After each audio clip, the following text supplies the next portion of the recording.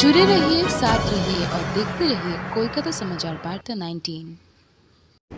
नमस्कार, आपके साथ मैं हूं दिशा। कोलकाता समाचार वार्ता 19 में आप सबका स्वागत है। शुरू करते हैं आज के विशेष खबरों के साथ। The fifth edition of Literacia will be organized by Nilambar from 16 to 18 December 21. This is the annual festival of Nilambar, whose main goal is to create the literary environment by gathering poets, creatives, play and artists from all over the country on the one platform.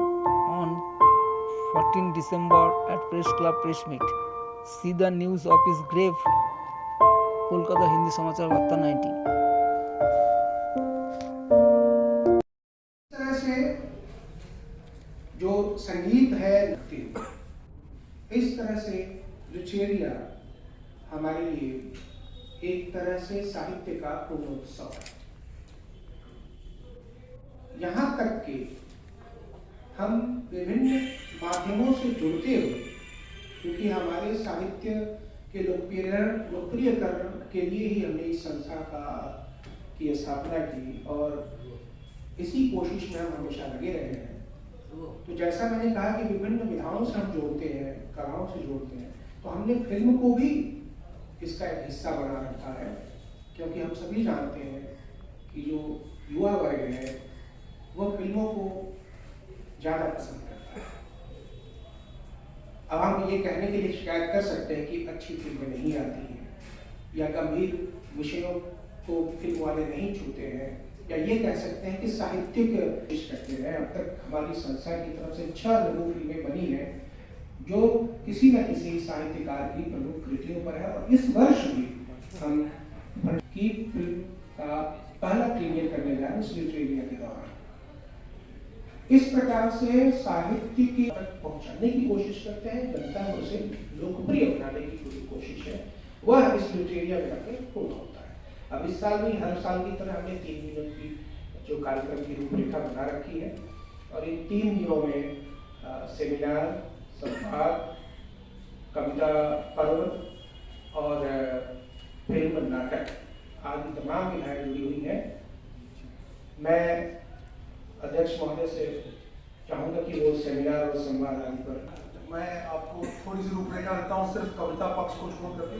हमारे जो अनुता जी हैं वो कविता सत्र को अच्छी तरह से आपके सामने प्रस्तुत कर पाएंगे। जो पहला दिन है 16 तारीख, 16 तारीख की जो शुरुआत है हमारी, वो एक संगीतमय प्रस्तुति है, और उसमें जो हमारे कलकत्ता के नेशनल अवार्डेड संगीतकार हैं प्रबुद्ध जी और मृत्युंजय सिंह का नाम आप सबको पता है, IPS अधिकारी, लेकिन IPS से ज़्यादा वो सारे कलाओं में एक आदमी में जो है सब लोगों को पता है। तो वो उनकी पहली प्रस्तुति शुरुआत हुई 16 तारीख को। उसके बाद जो हमारा जो मूल विषय है स्वप्न प्रेम वाजपेयी, आज के सबसे वरिष्ठ पत्रकार नहीं, वो साहित्यकार है, सबसे वरिष्ठ साहित्यकार है, IAS रिटायर्ड है, बट वो साहित्यकार ज़्यादा लोग जानते हैं देन IAS। तो वो आ रहे हैं दिल्ली से, हाँ बिल्कुल। तो वो अपना वक्तव्य रखेंगे।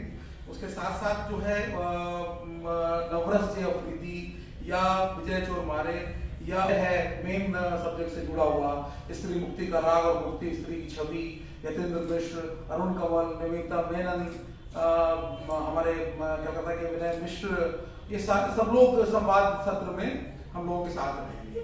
इसी की तरह इसके बाद एक और कॉन्सेप्ट हम लेके आ रहे हैं ओपन माइक का, जिसमें कि यहाँ की जो युवा कलाकार हैं वो उसमें लगभग 40 से 50 कलाकार ने रजिस्ट्रेशन कराया है। वो एक शाम का 1 घंटे का स्लॉट उनको अलग से दिया जाए।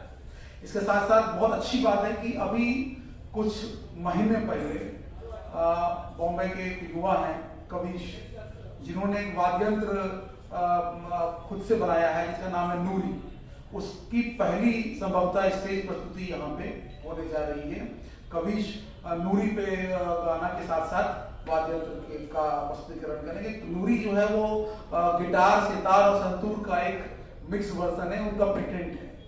ये कलकत्ता के लिए बहुत मतलब हम लोगों के सबके लिए अच्छी बात होगी।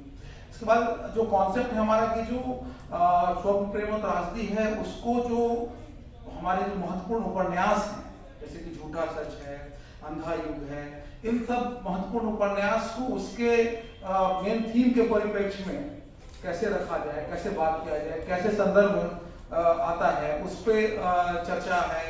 प्रियंकर पालीवाल, गीता दुबे और आशीष मिश्र रखेंगे झूठा सच पे।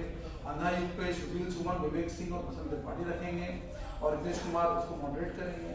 कविता पर्व का डिटेल आपको आनंद भाई देंगे। हम लोगों ने संजीव जी का 75वां साल इस साल पूरा हो रहा है, उनकी कहानी है झूठी है, तेतरी दादी की कहानी। इस कहानी पे नीलांबर के ही साथी के द्वारा रितेश भाई के निर्देशन में पूरा नाटक का प्रस्तुतिकरण है 17 तारीख। हम लोग अब आ गए हैं फेसबुक, ट्विटर और इंस्टाग्राम में। नए नए तरह की खबरों के लिए सबसे पहले सब्सक्राइब करें कोलकाता समाचार वार्ता 19 को।